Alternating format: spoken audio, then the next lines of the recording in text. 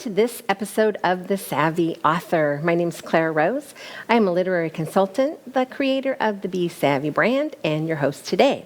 If this is your first time with us, I just want to say welcome. Welcome to the show. We invite you to join us every week where we talk about all of the things you need to know to be a savvy author.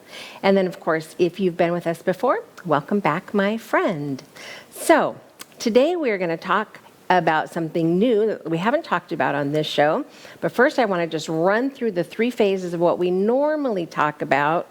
This is a little outside of that, but this is what we normally talk about. We normally talk about the three phases of book creation. That's the brainstorm and blueprint phase, where we analyze everything, so we create the right book. Brainstorming, so we can capture all of your ideas, and then blueprinting, where we outline all of the structure. And the phase where we create and correct things, that's writing, putting our words on paper, any editing that needs done, because you know we all need an editor, and then formatting, which is just about getting it ready to actually publish, getting that clean manuscript. And then the third phase, of course, is our publish and promote. We talk about all of the options and understanding them for publishing our book, promoting how to get our book actually out there, and then, of course, selling, ongoing sales, or at least a plan for ongoing sales, because what's the point if we're not actually selling our book, correct? So today we're going to hop into a topic that's sort of on the outside of that a little bit. We're going to talk about author influence.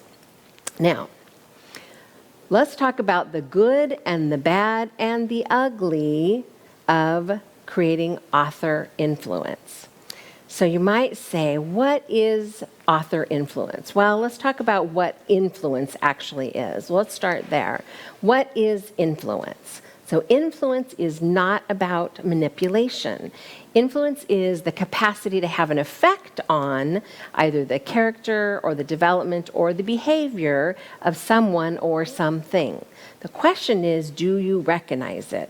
We often recognize manipulation, but we don't always recognize the difference between manipulation and maybe true influence. I want to talk about true influence. I'm going to give you just a little example when I first realized true influence.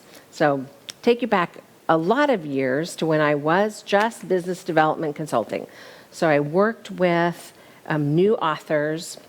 And if you've read my book, 8 Ways to Mind Your Own Business, Strategy and Mindset for the New Entrepreneur, you know my story and you have heard me talk about helping people start a business.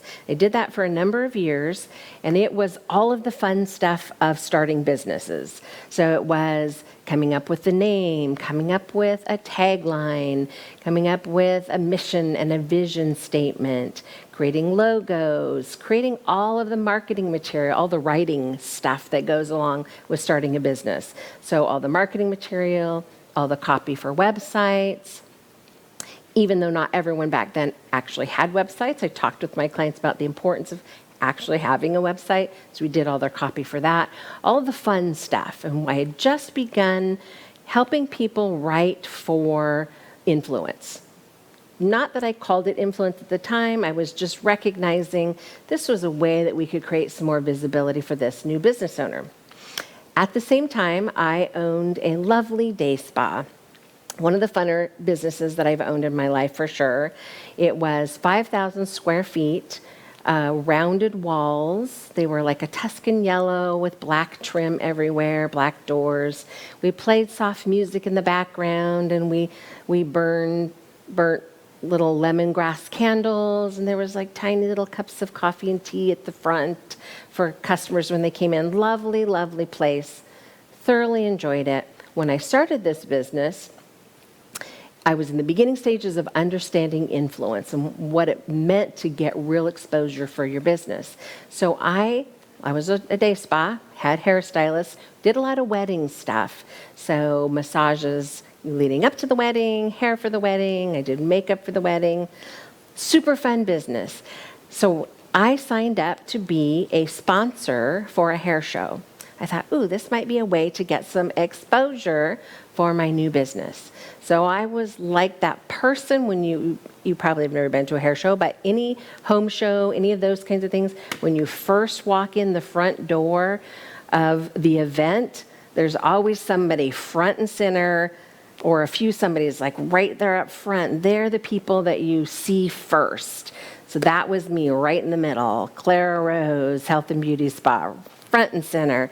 It was quite expensive to be there, but it was super exciting, super fun, and I had this brand new day spa that I needed some exposure for. As I wandered around later, during the show, one of the people who put it on, I don't even know what her title was introducing me to other people and taking me around, introducing me to people who own booths, people of influence. And one of the people that she introduced me to, they went, oh, "You're the Clara Rose?" And it struck me. I thought, what do you mean, the Clara Rose? I'm just Clara. But in her mind, I was the Clara Rose. I was that person out front that everybody was seeing, including this person who had this booth. I was the Clara Rose. And there was like a little light bulb or a little switch that went off in my brain that went, oh, that wasn't just about getting exposure for my business. I was starting to create influence for myself as that business owner. So that was my first glimpse at the value or the importance of having some influence. I still didn't call it influence at that time, but I recognized what it was. And that it's not about manipulation, it's just about being able to have an effect on how other people think or talk or shop, maybe. Think about it in that way. Okay, so that was my first glimpse at what true influence really looked like. And over the years, I took that knowledge, that moment of aha, if you will, and I started to use it to write, more specifically to write, and use the written word as a way to get that visibility, capture people's attention. The following year, I even put on my own wedding show, the spa, I should say, put on our own wedding show. So we printed brochures, we had a program, the name was out there, and that written word so impacted how well that business did that I knew I was onto something. I knew it was about influence, and that is what I want to talk about today. The building of influence for your business, ministry, cause, brand, whatever your reason is for creating your book. And that's what we're here to talk about today. Using the written word specifically, there are other ways, of course, but using the written word like blog posts and articles, maybe contributing to a chapter in a book, or authoring your own book. They're all powerful ways to create and build influence, but they are not actually equal. So what do I mean by that? Now, a blog post is a great way to draw people to your website or to social media even, where you might actually gain them as a client, right? It's a way to get some influence, but generate leads organically for your business or ministry or cause or brand. So that blog post consistently put out there that written word, or you could do a vlog, a video blog. I focus, of course, on the written word usually, other than my show, of course. So that's a great way to get some exposure. Articles, another great way to get exposure. They interact differently with the world around you. Your blog is something that anyone can stumble on, anyone can find online. An article that you write for your business, perhaps, is going to be something that you're going to target specifically to somebody. You're still an author. That's the point I should probably make. You're still an author, right? You authored that article or that blog post. But an article is going to live somewhere. In a magazine, maybe it's in a journal, maybe it's a homeowners association's monthly newsletter. It's living somewhere specific for a specific audience. They work a little differently. Both of them, of course, have value. Let's talk about contributing to somebody else's book. This is kind of a newer, more popular thing. People are putting it out there on social media a lot, say, hey, I'm getting ready to start a book. I'm looking for people who'd like to be a chapter in my book. Now, this book is co-authored. Debbie and I co-authored this together. She talks mindset. I talk about tactical stuff. And so it made sense to partner. That's not what I'm talking about. Both of us have author credits for this. Both of us make money when it sells. Those kinds of, we are equal partners in this endeavor. If somebody is pulling together a book and they're just looking for contributors of a chapter, there's a little bit of influence that you can get from that. The biggest benefit to that is every single person in that book who's writing a chapter, they have a vested interest in getting the word out there about that book. So you might gain social media followers, you might gain readers you wouldn't necessarily otherwise gain simply because you're tapping into their audience. So it's not just about your own following an audience, it's about all of those other people. Let's talk about maybe the bad or even the ugly side of that. The only person that's going to really make money on that is the person that pulled it together.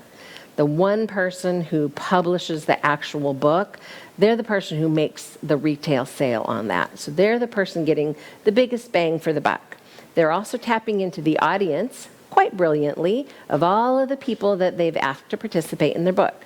Now, I'm not saying don't do it or that it's a terrible idea. I'm just saying it's not as effective as having your own book. So that's what I mean by they're not really all created equal. They're all still lovely ways, powerful ways to create some influence. All right, let's get back to talking specifically just about author influence because that is a topic I said we were going to talk about today. Author influence, that means you alone writing your own book. Visibility is the number one thing that you will gain from authoring your own book. It's going to give you more visibility online especially, but offline as well. Unfortunately, online visibility will attract trolls and negative naysayers. Just be aware that once you have a book out online, there's always going to be critical people. There's always going to be someone who has something negative to say about it, and that comes with the territory.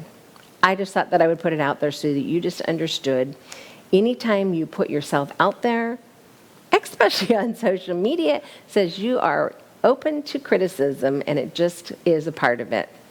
But the visibility is well worth it. I've heard it said, I don't know if I believe it, but any exposure is good exposure, even if it's bad exposure or negative. I don't know that I 100% agree with that, but exposure is visibility. And visibility is going to organically generate leads for your business, ministry, cause, or brand. Okay, so aside from visibility, the next thing I want to talk about is opportunity. Opportunity. Your book is going to open doors for new collaborations. Just be aware that sometimes collaborations can have a negative effect on you or your business. Now, I've had some wonderful collaborations that have come about because I have books on the market. When this last book came out, I had a company see it, another influencer see it, and reach out to me and say, hey, we would love to have you on our show. And it was simply because they saw me. So it gave me an opportunity to collaborate. I had them on my show, they had me on their show, and we both got new audiences from that collaboration. This collaboration, this book is a collaboration that came from somebody that I met online who we had something in common because we were both working in the same marketplace, but I created some visibility. It was my show. Created some visibility. It created opportunity. That's what I'm talking about. Opportunity to collaborate in different ways. Just be aware that when you collaborate that it's a win-win situation for you and them. Can't just be about showing up for no reason.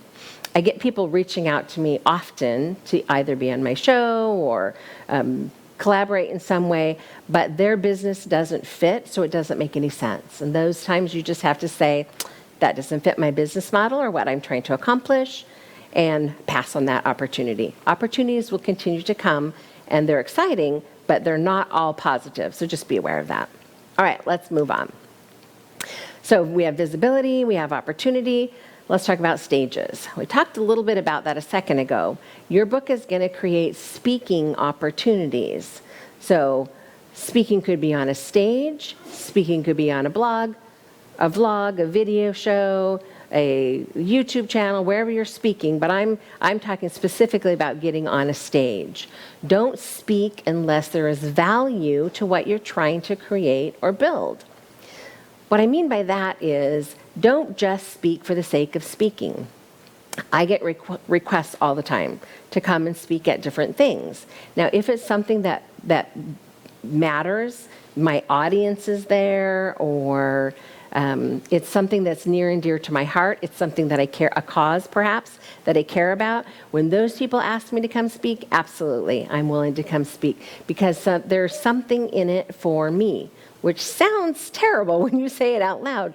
But the truth is, you could spend all of your time just giving for other people without getting anything in return, but ultimately, you're going to go bankrupt, right? That doesn't pay the bills, and mama's got to pay the bills.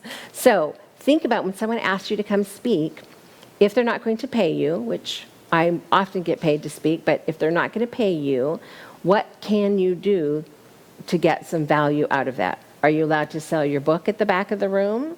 Are you allowed to give them a link where they can reach out to you if they're interested in working with you? What value can you take away? It can even be as simple as other people in your community, other people seeing goodwill that comes from you participating in something. I have a favorite charity. They also, West Pasco Business Association, they also have a business component, so we do a lot of networking together, but they do some really wonderful and amazing things in our community, and I'm so proud to be a part of that organization because of the wonderful things that they do in our community. They're giving back, and there's some goodwill that comes from participating in that, for my clients to see me participating, but that one is really more for my own heart and for the satisfaction that I get out of participating. Aside from those things, be sure that the value is always there if you're going to be getting on a stage. It's a great opportunity when you have a book, but make sure that it's still value for you as an author. We're talking about building your author influence. It's got to be something in it for you, my friend. Okay. And lastly, leads, right? Isn't that what it's really all about? Your book is going to organically generate leads for your business, ministry, cause, or brand. That is the point of author influence. That's the point. The entire point of your book is so that you can gain influence, which generates leads for your business. Now, you might be thinking, how can my book generate leads for my business? So stop and think about who is my audience, who's my target audience. This book specifically was written for a specific audience. This is for brand new business owners who are in either the really early stages and don't have all the pieces together yet, or they actually have an idea to start a business and they don't really know where to start. So this book gives them like the nuts and bolts. So when I put this book together, I marketed it most specifically for those people. So everything around this book was written for those people. And they really are just a subsection of what it is that I actually do as a literary consultant. It is kind of a crossover, so there was an intent to it. The exposure that this book gave me didn't really tie directly to what I do as a literary consultant, helping people, but what it did was it gave me an exposure to people who were in the beginning stages of their business, who then somewhere down the road might indeed start to use the written word, right? We talked about that, the importance of the written word to create visibility, opportunity, getting on some stages, create leads for their business. So even though it seems quite removed, it was very strategic. So think about, what does my business do? And then what avenues can I build? What path can I build to get my potential client from where they're at to working with me? How do I get their attention? This is an attention getter for me. So you want to sit down and think about how will my book, as an author, how will my book create influence? What pathways is it going to create to bring more leads to my business? Now, we can all spend money on marketing, right? We could all spend, it's less effective than it has been before, but we can all spend money boosting our social media posts, our Facebook posts. We can all spend money paid advertising money on social media. At least mine doesn't seem to be working as well anymore, but we can spend money on that. And when things slow down, we spend more money in those things because we need more leads to come in. I'm talking about the value that comes from organically generating leads. That's leads that we don't have to actually pay money to get in. It's leads that are going to come to us organically. Right? We don't have to pay for social media posts. It's just going to happen.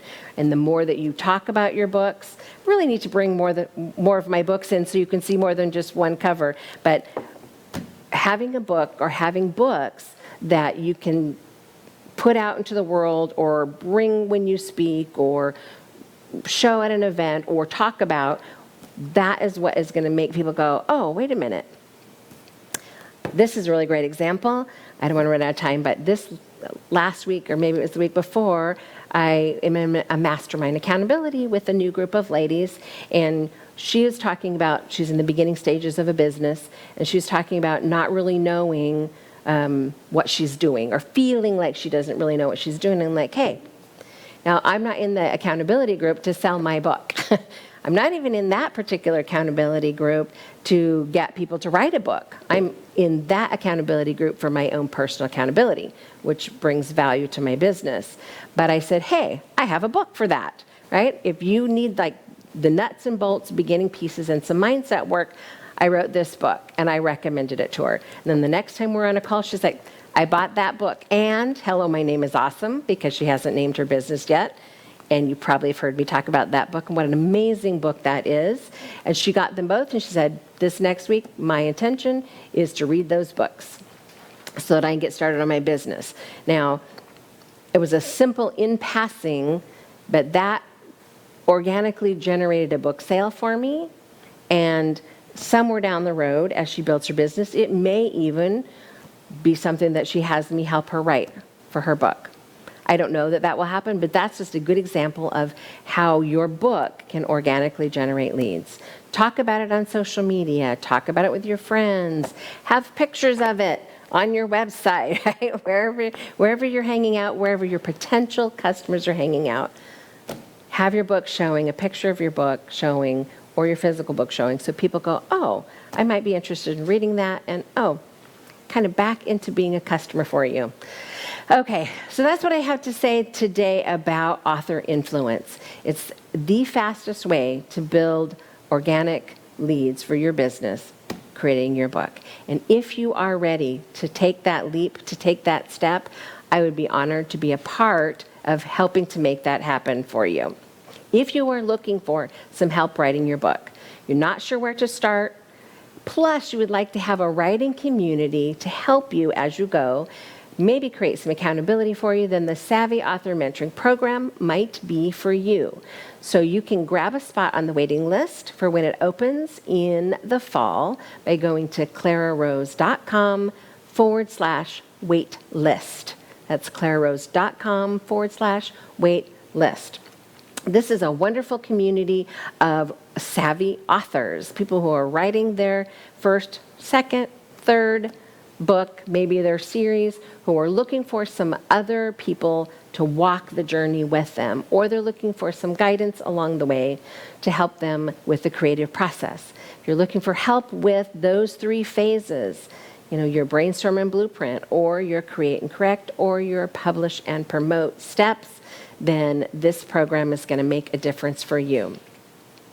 Hop on the waiting list and watch for the link that I promise I won't spam you, but the link that will say, hey, we're getting ready to open the doors. If you are interested, you'll want to grab a spot before it's full up. Okay, really quickly before I'm totally out of time, what do our members get when they're in the mentorship program? They get the step one, which is your brainstorm and blueprint. That's the creative foundation of a successful book. And then step two, writing and accountability, that group of people who will walk beside you as you write your book, making sure you're actually getting the work done. Then step three, we're going to talk about editing and formatting, as well as give you some opportunity to get some free editing and where you can find paid editing, because of course, we all need an editor. Step four is the publishing and launching, where we get your book polished up and ready to go out into the world. We don't want to put a book out there with our name on it that isn't going to serve our business well. And then step 5, promoting and selling. Because what is the point if we're not going to actually promote and sell our book? The point is to create a book that becomes a tool that we can use to generate leads in our business, ministry, cause, or brand, correct? So if you're interested in that, this might be for you. If you would just like some more information, you can, of course, shoot me an email. Some of the great benefits of it is that you have a literary consultant and editor that guides you every step of the way. So you are not going to be wondering where to start. You're not going to be writing yourself into a corner. You're not going to have that half-finished manuscript that you have no idea how to finish. We teach you everything that you need to know about your front matter, core content, your back matter of your book, everything that you need to build a solid structure for a successful book. Of course, the brainstorm and blueprint process where we get all of those ideas out of your head and into an outline where they make sense. And then we educate you about your publishing options as well, guiding you through the editing, formatting, and publishing of it in a way that makes sense for you, not for somebody else, putting more money in your pocket, not somebody else's pocket. And then, of course, launching your book, how to get more sales, and the most important part, no matter where you are in the process, we can help you, but the most important part is accountability. I hear it every day from my clients and my potential clients. I'm not getting the work done. I need the accountability. I need somebody to hold me accountable to what I say I'm going to do, which indeed is a part of our business, in my opinion. I'm a part of 2 mastermind accountability groups because I have to check in with them every week and say, I did the work or I didn't do the work. Super important part of getting your book, your message out to the world. I am out of time, my friends, but thank you once again for joining me. I will see you next week, same time and place, for the next episode of the Savvy Author Show.